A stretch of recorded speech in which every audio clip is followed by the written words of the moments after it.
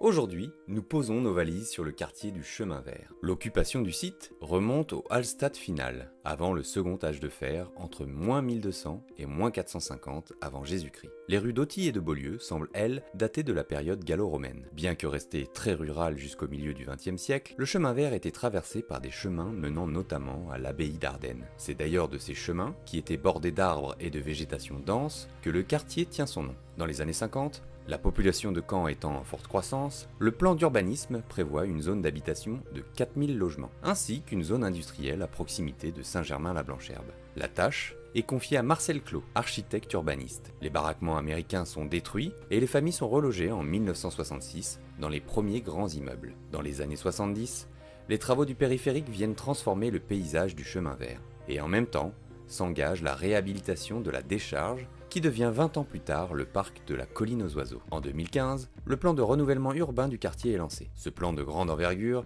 devrait s'achever en 2031 pour un budget total de 80 millions d'euros. Voici un aperçu des travaux déjà réalisés avec le pôle enfance Michel Pont-d'Aven et la réhabilitation des façades des tours Bourgogne. Aujourd'hui, le Chemin Vert est un des plus gros quartiers de Caen, avec plus de 9000 habitants. C'est tout pour aujourd'hui. En attendant le prochain épisode, portez-vous bien et sur ce, bonjour.